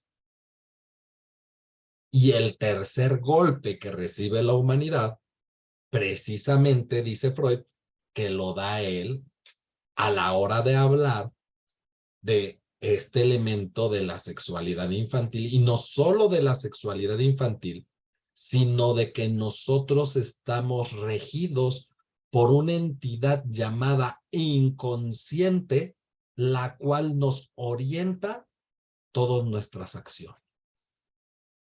Oye, ¿y la voluntad, papá? ¿Cuál voluntad? Aquí no hay voluntad. En este paradigma psicológico no la hay. Sí. Infancia es destino. Les quiero poner un ejemplo de un psicoanalista posterior, que es de los pocos psicoanalistas que se ha inmiscuido en términos de orientación vocacional. Este autor, si quieren, se los escribo aquí en el chat por si a alguien le interesa el tema.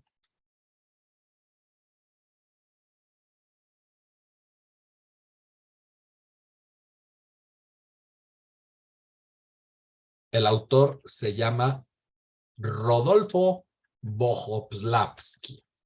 Sí, se los pongo aquí en el chat. Este psicoanalista tiene todo un libro sobre orientación vocacional.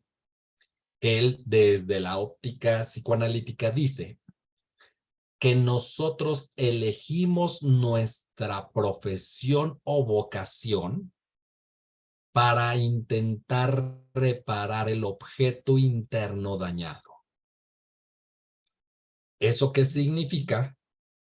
Algo como lo que dijo Sergio hace ratote, que algo de los 0 a los 6 años de vida en promedio vivieron, que a través de lo que ustedes eligen estudiar o dedicarse, tratan de reparar aquello que ustedes vivieron.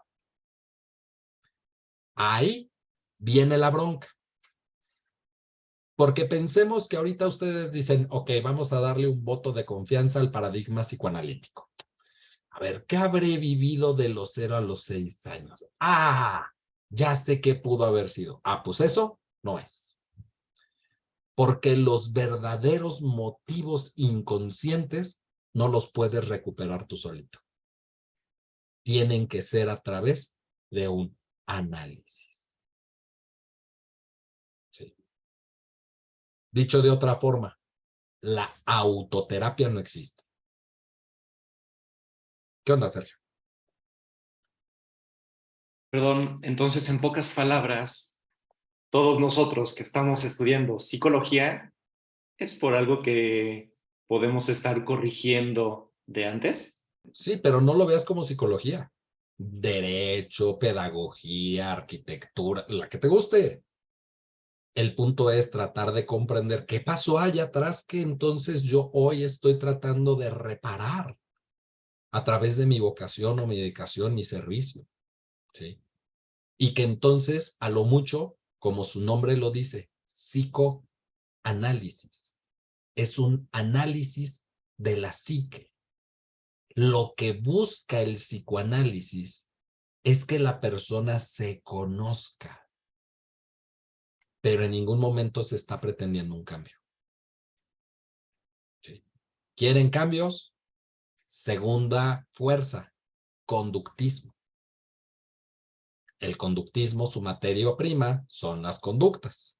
¿Y cuál es el objetivo del conductismo? Cambiar tus conductas. El psicoanálisis no busca cambios, busca que te conozcas. Por eso un psicoanálisis puede durar toda la vida. Toda la vida. No tiene fin el proceso, porque simplemente el objetivo del psicoanálisis es conocerte. Saber por qué hago lo que hago. Nada más. ¿Sí? Isabel, ¿levantaste la mano? Sí, es que me queda duda por esto que estás diciendo, que la carrera por algo que pasó de tus 0 a 6 años.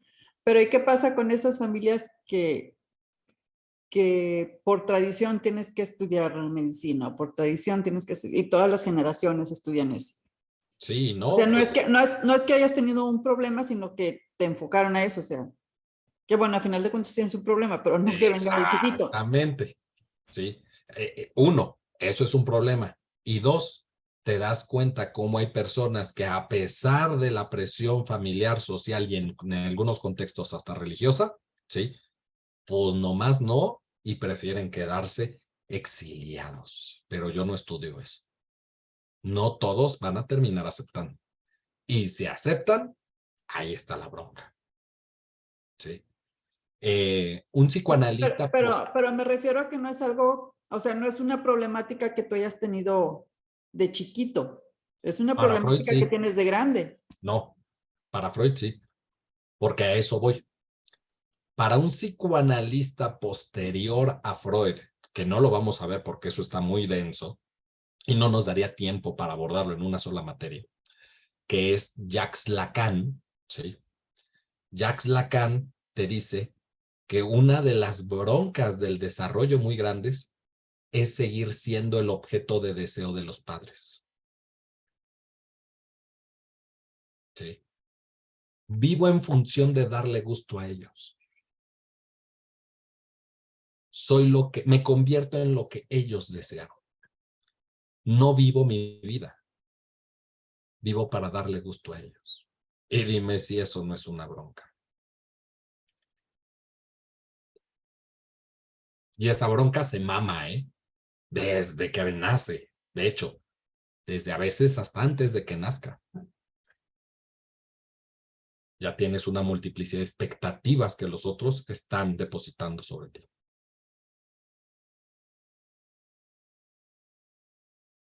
Sí. Pero solo lo puse como ejemplo para que ustedes vayan comprendiendo un poco la cosmovisión del psicoanálisis, que a lo que se refiere es infancia es destino. ¿Sí? Entonces, aquí sí, no es que otros elementos influyen, no, infancia es destino. ¿Sí? Va a haber otras nuevas posturas psicoanalíticas que van a decir, no, no, no, infancia es destino, pero en la adolescencia tenemos una segunda oportunidad. ¿Sí? Para algunos teóricos ya más actuales psicoanalíticos van a decir que cuando el individuo llega a la adolescencia se reeditan los procesos edípicos. Después aclaro toda esa terminología. Pero por más mal que le haya ido a un niño, en la adolescencia es su segunda oportunidad. Pero ya esos son autores post-freudianos. Para Freud, no. Infancia es destino, se acabó la historia y no hay más. ¿Sí? Entonces, nada más una cosa importante. Recuerden que aquí no es el hecho de, ay, pues no estoy de acuerdo. No, pues yo tampoco estoy de acuerdo, pero pues eso es en la teoría y eso es lo que se plantea, ¿ok? Entonces, esa es la parte que a mí me interesa transmitirles. Porque igualmente yo no estoy de acuerdo, pero pues esa es la teoría, ¿sí? Entonces, simplemente es ir comprendiendo este proceso inicial de esta primera postura que empezamos a revisar. ¿Qué onda, Sergio? Perdón, entonces, si entiendo bien, en el psicoanálisis es hacer consciente lo inconsciente. En efecto, esa es su chamba nada más, nada más. Así es. Okay. Sí. Gracias. Rosa María cuenta una anécdota de un profesor que les dice que pues entra una lagartija a psicoanálisis, sale una lagartija psicoanalizada. O sea, no va a haber otra cosa más que la lagartija se conozca más. ¿Sí? Con una conciencia mayor, donde precisamente sabrá cómo es su forma de ser lagartija, pero pues es lo mismo, va a salir igual. ¿Sí? Un comentario importante y trascendente. Recuerden que estamos hablando de Viena, siglo pasado y antepasado, ¿sí? Y el pensamiento europeo es muy diferente al pensamiento americano. El pensamiento americano, por toda la influencia gringa, es fast food, microondas, hágalo usted mismo. Si nosotros, y si yo los invito a ustedes, fíjate, Sergio, yo no soy psicoanalista, pero pensemos que lo soy. Te invito a un proceso psicoanalítico donde va a ser 2 veces por semana, vas a pagar 1,000 pesos por sesión por 5 años. ¿Y para qué, Carlos? Solo para conocerte. ¿Quién le entra? Entonces, no es que el psicoanálisis no sirva, sino que no satisface las demandas del mercado.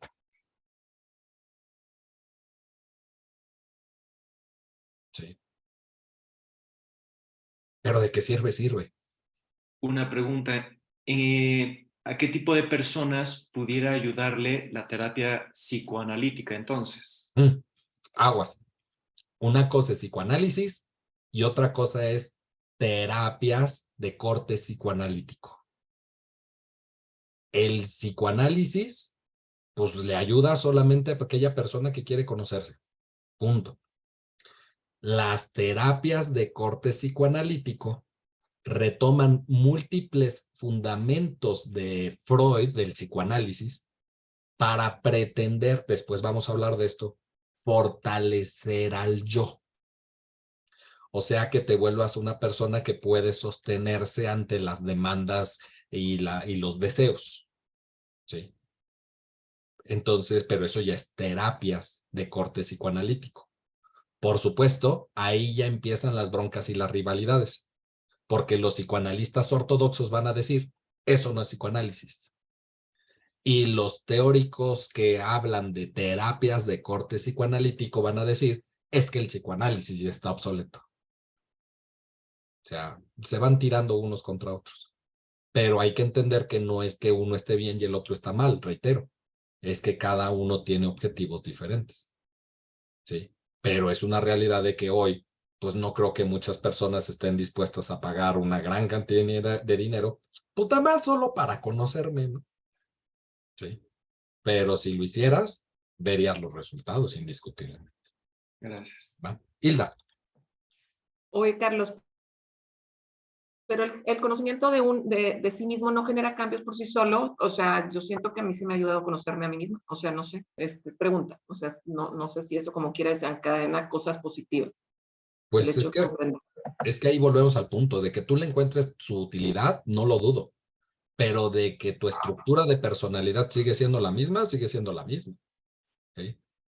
O sea, realmente si tú eres una persona obsesiva, pues probablemente puedas manejar más esas obsesiones, pero las obsesiones van a seguir estando. La conciencia no hace que haya un cambio en el comportamiento. Desde un paradigma psicoanalítico, no. No estoy diciendo que desde otros modelos no sea así. Simplemente lo que estoy mencionando es que para Freud no es su objetivo ni pretende en lo más mínimo llegar a una conclusión así. Sí.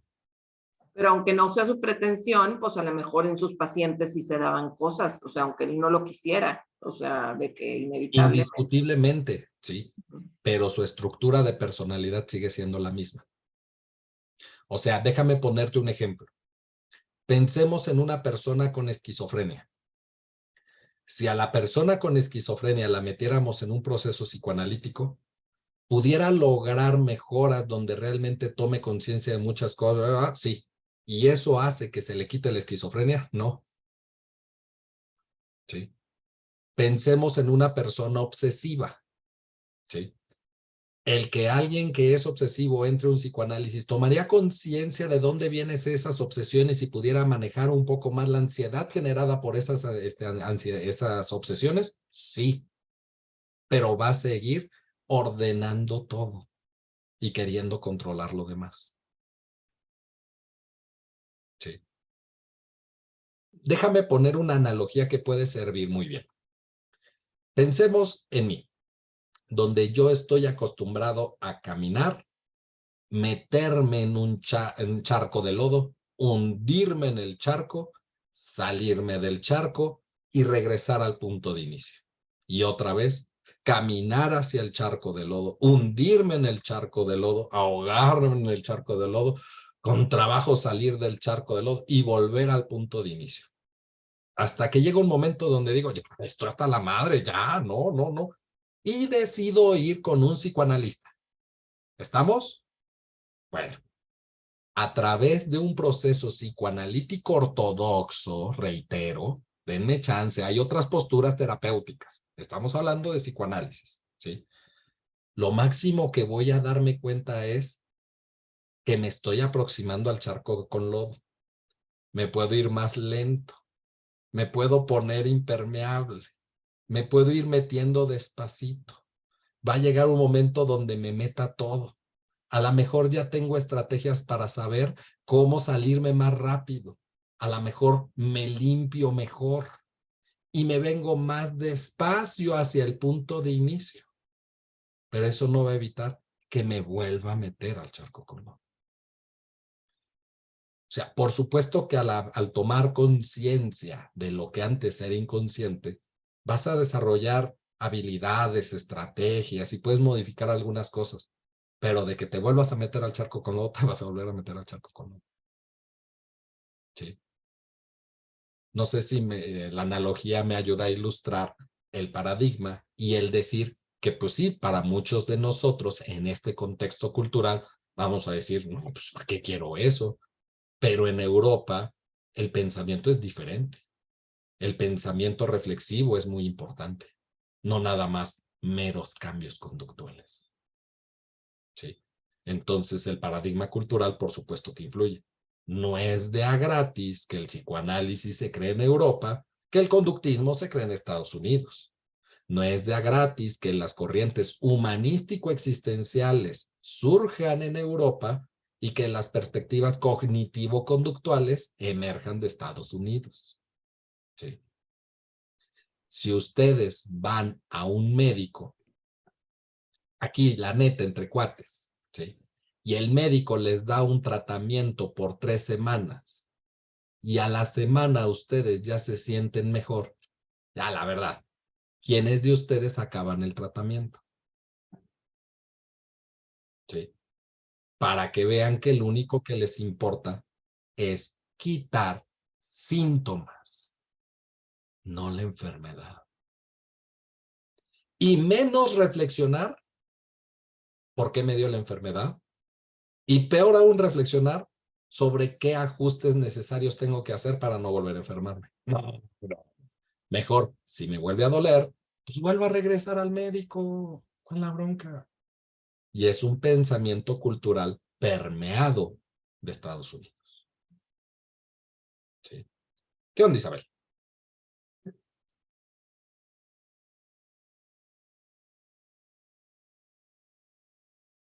Isabel. Ay, perdón, es que me sacó, ya volví a entrar, perdón. Ok, no hay bronca. Una pregunta, ¿y qué tan bueno, malo, se puede, no se puede es combinar terapias? Es decir, por ejemplo, ok, entonces yo voy primero al psicoanálisis, me conozco, ya sé qué es lo que va a pasar y entonces para cambiar eso, ahora sigo con una terapia conductual para poder cambiar eso que yo ya sé que tengo que no voy a cambiar con el psicoanálisis. Es que ¿Es ahí, posible o no? ahí, con tu pregunta, te voy a reprobar y te voy a regresar a la otra materia. Porque recuerda que no hay forma en que el psicoanálisis pueda mezclarse con lo cognitivo-conductual o con lo conductista. Sí. ¿Por qué? Porque para el psicoanálisis nosotros creamos el mundo. Para el conductismo, el mundo está ahí independientemente a nosotros. Si yo voy con un psicoanalista porque tengo problemas con mi mamá, ¿con quién va a trabajar el psicoanalista? ¿Con la señora que esté en la casa viendo la novela o con la mamá que tengo aquí en mi cabeza? Con la idea de mi mamá. Con la idea de mi mamá, con la que está aquí dentro de mi cabeza. Pero si yo voy con un conductista, ¿con quién va a trabajar el conductista? ¿Con la señora que está viendo la novela o con la mamá que tengo aquí en mi cabeza? Con la que está viendo la novela. Con la que está viendo la novela y me va a dejar tareas. Ve y haz, ve y di. Ve y con cuál, con la real, la de a de veritas. ¿Esto qué? Esto es basura para los conductistas. Entonces, si tú llegas con tus problemas psicoanalíticos con un conductista, te va a decir que todo eso son chaquetas mentales. Te va a decir que todo eso es falso, que son tus creencias irracionales y que dejes de engañarte. Y va a haber un choque muy fuerte entre tu percepción del mundo. Sí puede haber matices de psicoanálisis con humanístico existencial. O sí puede haber matices de conductismo cognitivo-conductual como humanístico existencial. Pero lo que no hay forma de poderse mezclar, combinar o retomar es un psicoanálisis con un conductista o cognitivo-conductual. Porque todo lo que tú construiste durante a lo mejor 5 años de análisis, el conductista te va a decir, pero fuiste a perder el tiempo, a ver, vas a hacer este cambio conductual, tan, todo lo demás no es cierto.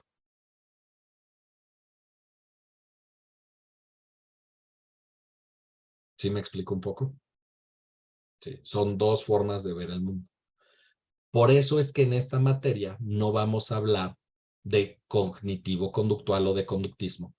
¿Por qué? Porque el conductismo o lo cognitivo-conductual no cree en esta cosa llamada personalidad.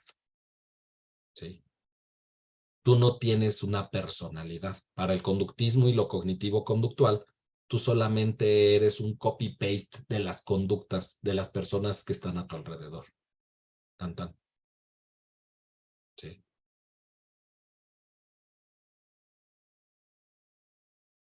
¿Qué onda, Dori? Y entonces, o sea, yo sé que hay otras teorías, ¿no? Que a lo mejor responden mi pregunta. Si yo lo que quiero es conocerme más, ¿no? Hacer este profundo análisis de mi inconsciente, de por qué estoy haciendo tales cosas. Pero al mismo tiempo quiero resolver con quién voy. O divido mi terapia con 2 terapeutas. O sea, ¿cuál es el camino? Es que la verdad también he de confesarte una cosa importante que creo que también no se está comprendiendo. Cuando uno en verdad hace un análisis profundo y exhaustivo de sí mismo y te conoces, realmente entonces también de alguna forma puedes empezar, déjame utilizar estas terminologías, a reconciliar esas partes que tú quieres aparentemente cambiar, para darte cuenta que tú eres eso que tú estás precisamente siendo. O sea, el psicoanálisis como tal no va orientado hacia cambios, pero aunque no vaya orientado hacia cambios, para el mismo psicoanálisis desde, ¿y qué cosa tendrías que cambiar afuera? Cuando realmente lo único que tendrías que cambiar es las percepciones que tú tienes de las cosas.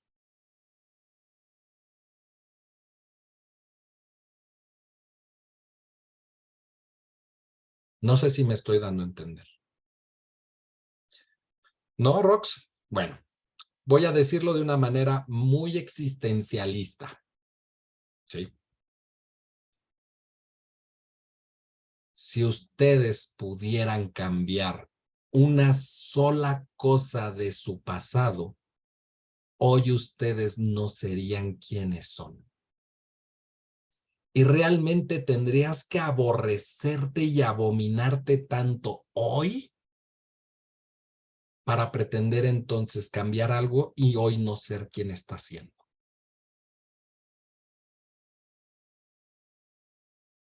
No sé si me di a entender. Porque gracias a todo eso que has vivido allá atrás, pues hoy eres quien eres. Quizá la bronca sería, es que Carlos, es que ya no me gusta ser como he venido siendo. Ah, esa ya es otra historia, pero eso no es un problema. Sí. Y estás dispuesto a dejar de ser quien hasta el día de hoy te has esforzado durante 5, 10, 15, 20, 30, 40, 50 años de tu vida por ser. ¿Abandonarías quien has construido la imagen de quien hoy eres para ser alguien diferente? ¿Neta? Pero no se trata de cambiarlo, más bien de aceptarse y gestionar ciertas Exactamente. cosas. Y en un análisis empiezas a darte cuenta de todas las perspectivas, directrices, puntos de vista al respecto de todo este tipo de situaciones donde termina siendo un reconocimiento, quizá no tanto la palabra aceptación, pero sí un reconocimiento de precisamente quién estoy siendo. En efecto, Luis. Por ejemplo, yo cuando estaba en el seminario o en mi etapa de formación, alucinaba ser como unos curas y esto y lo otro, y ahora, pues sencillamente me gustaría ser como yo soy en mi plenitud, no como otros. Y es válido tener modelos en su momento para hoy en día. No sé si porque estoy en la crisis de los 40 y tantos, 50, pero pues ya que esto es lo que hay, como dicen en España, y con esto hay que trabajar y ya. Sí, sí, sí, en efecto. Y ahí es en donde no es cambiar conductas, sino hasta dónde estás dispuesto a cambiar la percepción que tienes de ti mismo, la idea que has construido de ti, pero esa idea que construiste de ti no está al pie de página, tú no la construiste, te la construyeron. Sí, Y me y la eso. dejé construir, ¿Perdón? y me la dejé construir, Sí, aunque no hay forma en que no lo permitamos. No hay ya. forma. O sea, yo no puedo construirme a mí mismo. No puedo. No puedo pararme sobre mis propios pies, bajo ningún modelo psicológico, ¿eh? no puedo. Siempre necesito al otro. ¿Sí? Pero déjame decirlo de esta manera quizá más puntual. Cuando los pacientes llegan a terapia y me dicen, ay, es que me atrevería a hacer tal cosa, pero es que la sociedad no me lo permite, es porque en su cabeza creen que la sociedad son sus amigos y su familia. ¿Y cómo demonios te explico que la sociedad no son tus amigos y tu familia? Ay, pero ¿hasta dónde estaría dispuesto a renunciar a todo ese mundo que yo conozco para empezar a relacionarme de una forma diferente? Si estás dispuesto, y ahí es en donde la persona empieza a reflexionar sobre sus formas de relacionarse y hasta dónde entonces, pues me sale barato seguir siendo como me incomoda el día de hoy, pero esto me ayuda a no tener que renunciar a aquello que precisamente pues también me da otro tipo de ventajas y ganancias. Solamente aquella persona que esté dispuesta a abandonar todo, y ahí sí me meto con la religión, deja todo y sígueme, así, ¿sí? Y que deja todo y se va para poderse construir de una manera diferente. Ahí sí hay una construcción diferente de ti. Pero también sigue habiendo un otro, ¿sí? Pero ya no es el mismo otro, ¿sí? No sé si estos referentes ayuden, ¿sí? Pero si tú dices, quiero cambiar estas conductas en específico, quiero dejar de fumar, quiero dejar de tomar, quiero dejar de ser controlador, ¿sí? Pues sí, ahí sí veo un conductista, ahí sí veo un conductismo, ¿sí? Eso te va a servir. ¿Por qué? Porque igualmente te puedes meter 5 años a un psicoanálisis y darte cuenta de por qué tomas, darte cuenta por qué fumas, darte cuenta por qué quieres controlar todo. Pero aunque te des cuenta, reitero, eso no garantiza que lo dejes de hacer. Son objetivos diferentes. ¿Quieres cambiar conductas? Tendrían que ser conductas bien específicas. ¿Sí? Entonces, cuando me dicen, pues quisiera cambiar conductas, ahí tendríamos que ver qué conductas. Nota al pie de página. Recuerden ustedes que ustedes se están formando como psicólogos. Por consiguiente, recuerden que lo más importante de todo no es que ustedes estén de acuerdo con la teoría o no estén de acuerdo con la teoría. Eso a mí no me importa. Lo que a mí me importa es que ustedes la conozcan para que el día de mañana que llegue un paciente, llegue un usuario, ustedes puedan discernir qué modelo terapéutico le serviría mejor a él. ¿Sí? Y no lo que tú creas. Sino si te estás dando cuenta que lo que está buscando es un cambio conductual, pues aunque a mí no me guste el conductismo, pues lo mandaré con un conductista. Si lo que yo me doy cuenta es que él cree que pues conociéndose más va a poder disminuir sus angustias, ¿para qué lo mando con un conductista? Que se dice si se vaya con un psicoanalista. Entonces es simplemente que ustedes vayan aprendiendo cuál sería el mejor modelo terapéutico más acorde que pudiera satisfacer de forma más adecuada o en menos tiempo la necesidad o problemática del paciente. ¿Sí? Porque lamentablemente ese es el problema que les platicaba la materia pasada que nos vimos. Hay psicólogos que se casan con una sola propuesta y entonces invalidan las demás. Y entonces todo paciente que me llega a psicoanálisis, espérate, o sea, no, el psicoanálisis no es la panacea, es saber para qué sirve y para quienes les pudiera ayudar. ¿Sí? Pero aunque a mí me caiga gordo el conductismo, pues si llega alguien que quiere dejar de tomar, ¿para qué lo mandas a psicoanálisis? ¿Sí? Para eso ya está el conductismo. Te encuentras una persona que quiere trabajar sus emociones y desarrollarse más plenamente y tomar conciencia, a ese sí mándalo a unas terapias humanístico-existenciales. ¿Sí? Y ahí es el arte de ser psicólogo, porque ustedes son los que van a precisamente a través de una entrevista y de una aplicación de pruebas, diagnóstico y pronóstico, canalizar de la mejor manera a esa persona a la mejor propuesta psicológica terapéutica que él necesite. Esa es su chamba, ¿eh? Recuerden que esa es su chamba. ¿Dudas, dudas, dudas, dudas, dudas? ¿sí? ¿Qué onda, Hilda, aquí con tu comentario? ¿Y un trauma? ¿De qué me hablas? No, o sea, como para resolver un trauma, entonces, ¿qué sería? ¿El psicoanálisis o el conductismo? Depende del trauma. Es que ayúdame a entender lo que me estás diciendo. La palabra trauma vivir una experiencia traumática. es lo Sí, mismo. o sea, algo que te afectó. Espérame. La palabra trauma significa golpe. Ok. Si nosotros podemos hablar de un traumatismo cráneoencefálico, o sea, un fregadazo en la cabeza. Freud utilizó una palabra, no soy bueno hablando alemán, de hecho ni conozco el alemán, pero utilizó la palabra Traum. Y la palabra Traum, lamentablemente se traduce como trauma en nuestro idioma, pero no es la traducción más adecuada. La traducción más adecuada a la palabra alemana es conflicto. Pero independientemente a la lingüística y esas situaciones semánticas, ¿sí? Ponme un ejemplo de a qué te refieres con un trauma.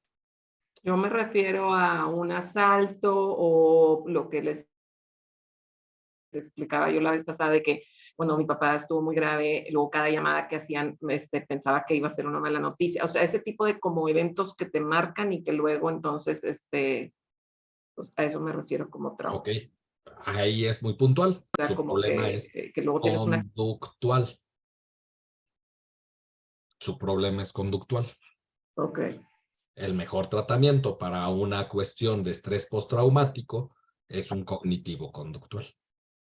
¿Sí? ¿Para qué lo mando con un psicoanalista para ver la relación con sus figuras parentales? Jorge. Entonces, al principio que nos comentaba que había 500 variantes, 300 en 1950. 300. Ahorita Hoy hay arriba de 800, ¿eh? pero ahorita nada más hay dos así contrarias, o hay mucho más contrarias aparte del conductual y el psicoanálisis. Hoy la psicología ya evolucionó hacia enfoques que se llaman posmodernos, ¿sí? Ujú. Y los enfoques posmodernos, por supuesto, es todo lo contrario a lo que se ha escrito hasta el día de hoy. Sí. Porque ya cuando hablamos de una posmodernidad no hay teoría. Ah, ya, de la filosofía posmoderna. Sí. Sí. Entonces, hoy la psicología, como múltiples ciencias y disciplinas, van para allá. Pero Entonces, generalmente el posmodernismo nada más destruye, no crea una nueva. O sea, te dice esto no se acopla, esto no se acopla, esto no se acopla. No ese te es dan el alternativas. mal posmodernismo. Ese es el mal posmodernismo.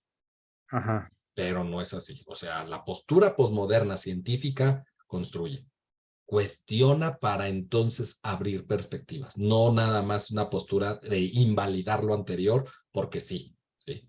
Ujú. Porque si no caemos precisamente en lo que hoy pasa hasta en las instituciones educativas, ¿sí?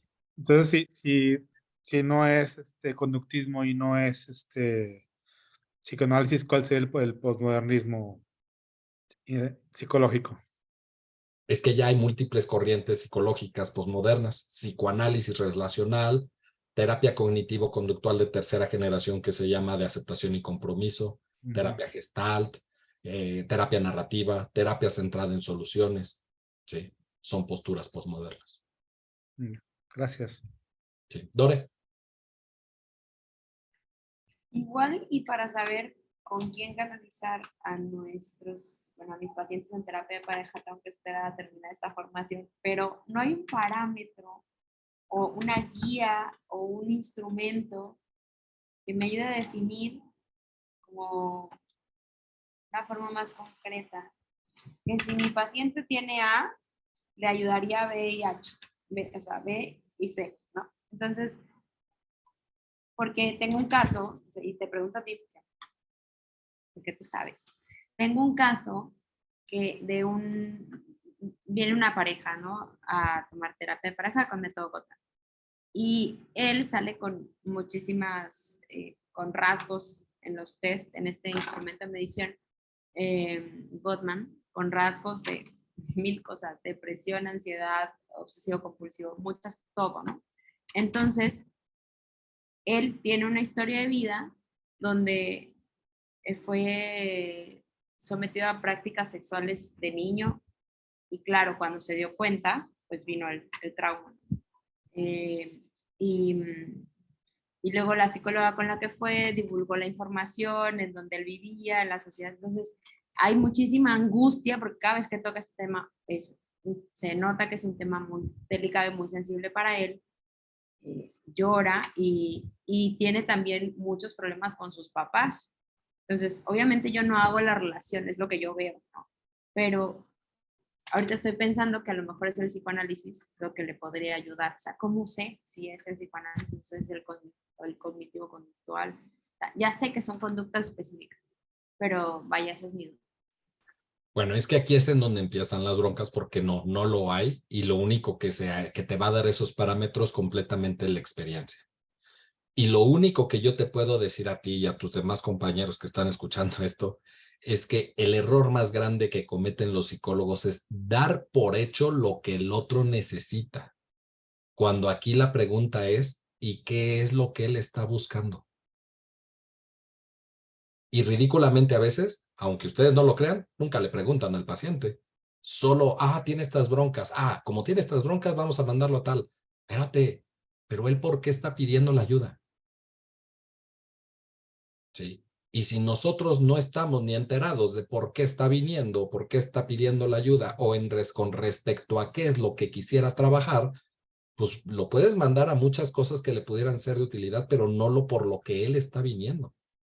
¿Por qué viene hoy a pedir ayuda? Porque si es por problemas de pareja, pues sistémico. Si es por sus conductas violentas, pues por conductismo cognitivo-conductual. Si es por de alguna forma, como les mencionaba, el conocerse y trabajar sus angustias, pues sí, mándalo a psicoanálisis. Pero ¿a qué está viniendo él? Y ahí vienen las broncas. No, Carlos, es que, ¿cómo te explico que no está viniendo? Lo están obligando. Pues entonces mándalo a donde quieras, o mejor, más bien dicho, mándalo a su casa, porque realmente él no pretende lograr nada. Él no está pidiendo ayuda.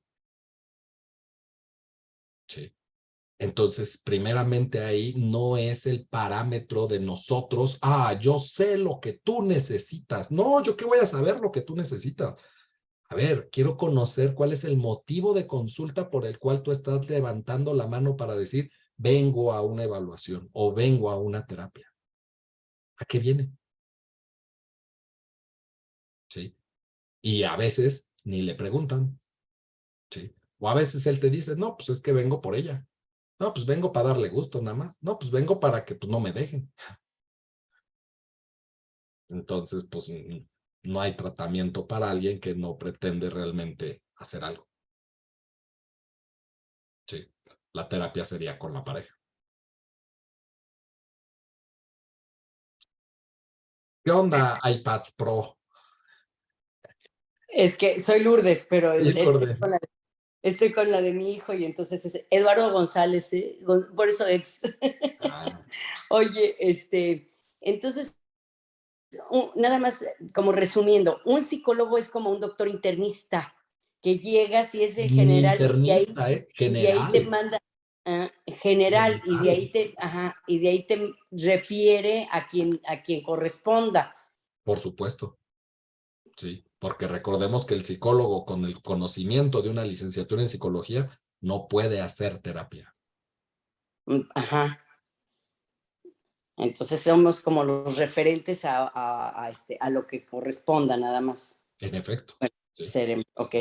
Y nada tendremos los instrumentos para poder desarrollar esa labor, como entrevista, aplicación de pruebas, diagnóstico, parámetros de psicopatología, para que entonces tú puedas hacer tu diagnóstico, tu pronóstico, tu propuesta de tratamiento y su canalización. Ok. Sí. Ok. Gracias. Va pues. Bueno, pues se nos acabó el 20, así que nos vemos mañana. Son muchos los contenidos, así que les pido por favor puntualidad, ya que pues a las 7 en punto me arranco, ¿sí? Esté quien esté, y pues los que no lleguen a tiempo, pues ya les toca ver la grabación. Así que para que pasen una excelente noche, descansen y cuídense mucho. Un gusto. Gracias, buenas noches. Gracias, buenas noches. Gracias, buenas noches.